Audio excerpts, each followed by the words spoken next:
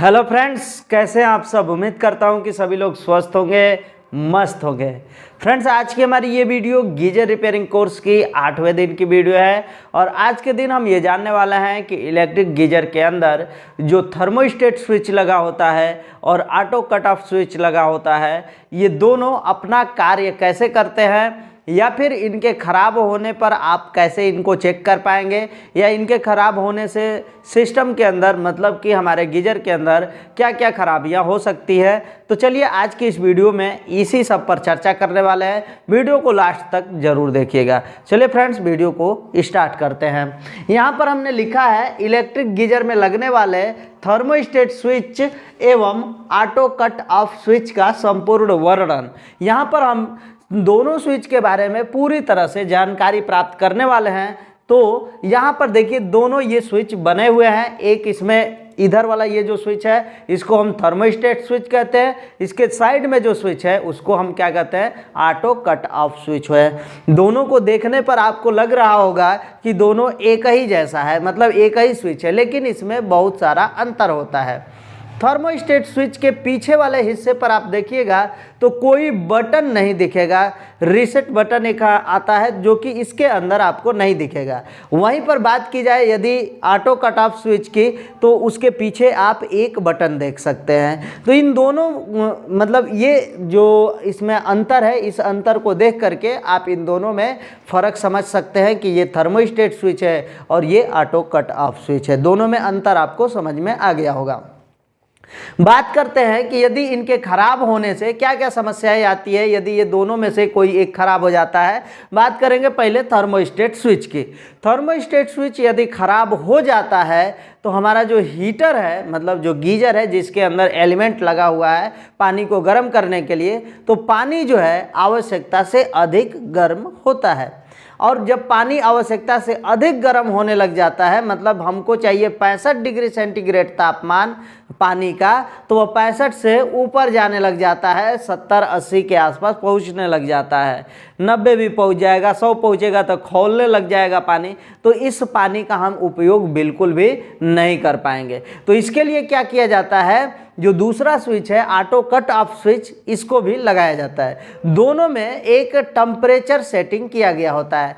एक जो है जो थर्मोस्टेट स्विच होता है उसमें मान लेते हैं कि 65 डिग्री सेंटीग्रेड तापमान सेट है, तो दूसरे वाले में 80 डिग्री सेंटीग्रेड तापमान हो सकता है। एक बात और ध्यान दीजिएगा, इस पर आप लोग कमेंट न कीजिएगा कि यह 65 नहीं 70 होता है या 55 होता है, चाहे 65 ही होता है। हमारे बताने का अर्थ सिर्फ इतना है कि जो हमारा थर्मोस्टेट स्विच है उसमें जो तापमान की सेटिंग होती है वह ऑटो कट ऑफ स्विच से कम होती है। बस हमारे बताने का उद्देश्य यही है। किसी में आप इसको ज़्यादा देख सकते हैं, किसी में कम देख सकते हैं, ये भी किसी में अधिक हो सकता है, किसी में कम हो सकता है, ये फिक्स मान नहीं है। लेकिन ज़्यादातर में जो है कि 55-65 ऐसे ही कुछ रहता है। आप जो है इस थर्मोस्टेट स्विच की सेटिंग को घुमा करके कम या ज़्यादा कर सकते हैं। अब बात यहाँ पर ये आती है कि मान लेते हैं कि पानी को गर्म किया जाता है, इसमें पानी है, पानी को गर्म किया जाएगा तो सबसे पहले जो तापमान आएगा वो 65 डिग्री सेंटीग्रेड का तापमान आएगा। तो उस समय काम कौन करेगा, तो हमारा थर्मोस्टेट स्विच काम करेगा। ठीक है, तो थर्मोस्टेट स्विच बार बार काम करता है और 65 डिग्री सेंटीग्रेड तापमान से ऊपर तापमान इस पानी का होने नहीं देता है। ये बात क्लियर हो पाया होगा। लेकिन मान लेते हैं कि गलती से ये कभी खराब हो गया, किसी कारणवश यह खराब हो गया, इसके जो सेंसर हैं, मतलब इसमें जो पाइप ये दिख रहा है आपको, वह पाइप जो है इसके पानी के तापमान को नहीं सेंस कर पा रहा है। तो जब क्या होगा, इस 65 डिग्री सेंटीग्रेड तापमान तक ये जब पानी आएगा तो ये जो स्विच है उस चीज़ को समझ ही नहीं पा रहा है, तो यह क्या करेगा, बंद नहीं कर पाएगा। जो हीटिंग एलिमेंट है, जो गीजर का हीटर होता है, वह उसको यह बंद नहीं कर पाता है। तो पानी क्या होगा, और गर्म होगा, और अधिक गर्म होगा। तो कितना गर्म हो जाएगा, तो अधिकतम ये 80 डिग्री सेंटीग्रेड तापमान पर जाएगा। तो हमारा जो ये ऑटो कट ऑफ स्विच है, ये वाला स्विच अब काम कर जाता है। मतलब अधिकतम अब ये 80 डिग्री सेंटीग्रेड तापमान से तापमान अब आगे नहीं बढ़ेगा।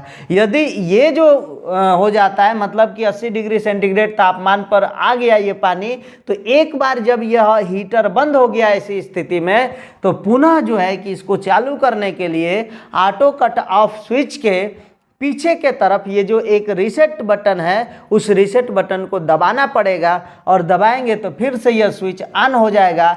लेकिन ऐसी स्थिति में ये क्या है, खराब है, तो फिर वही प्रक्रिया होगी, फिर से आपको दबाना पड़ेगा जब ये कट ऑफ करेगा। तो इसका अर्थ यह है कि यदि ये अपना कार्य कर रहा है तो ऐसी स्थिति में आपको मान लेना चाहिए कि हमारा जो थर्मोस्टेट स्विच है वो खराब हो चुका है। तो अब आपको ये पता चल गया होगा कि ये दोनों जो स्विच हैं, थर्मोस्टेट स्विच और ऑटो कट ऑफ स्विच, ये दोनों यदि खराब होते हैं तो क्या क्या समस्याएं आती हैं। मतलब पानी ज़रूरत से ज़्यादा गर्म होने लग जाता है। अब हम बात करते हैं कि ये दोनों स्विच यदि खराब होते हैं तो आप इनको चेक कैसे करेंगे। तो चेक करना बहुत ही आसान है, कोई इसमें मुश्किल का काम नहीं है।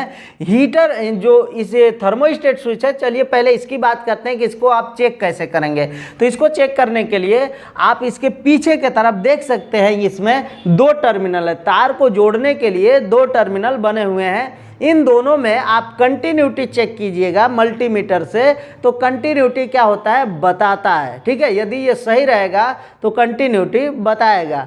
लेकिन अभी भी हम इसको सही नहीं मानेंगे। यदि कंटिन्यूटी बता रहा है फिर भी हम इसको सही नहीं मानेंगे। सही तब माना जाएगा जब इसका जो पाइप है, जो पीछे की तरफ ये आप सेंसर देख रहे हैं, पाइप नुमा जो बना हुआ है, यही सेंसर होता है। इस पाइप को अब क्या किया जाता है, हम गर्म करेंगे। गर्म करने के लिए हम क्या चीज़ इस्तेमाल कर सकते हैं, तो जिसके घर में ये गीजर लगा है वहाँ पर गैस होगा किचन में, तो गैस को चालू करके स्टोव को चालू कीजिए, मतलब चूल्हे को चालू करके वहाँ पर आप इसके पाइप को लगा दीजिएगा। और जैसे पाइप इसका गर्म होता है, पाइप गर्म होगा तो तुरंत जो है जो इसका कंटिन्यूटी मिल रहा है वह कंटिन्यूटी नहीं मिलेगा। यदि ऐसा हो रहा है तो समझ जाइएगा कि हमारा जो ये थर्मोस्टेट स्विच है क्या है, सही है। ठीक है, अब जो है दूसरा इसके बारे में हम बात करते हैं, मतलब कि ऑटो कट ऑफ स्विच के बारे में बात करते हैं कि ऑटो कट ऑफ स्विच जो है कि ख़राब होता है तो इसको कैसे आप चेक करेंगे।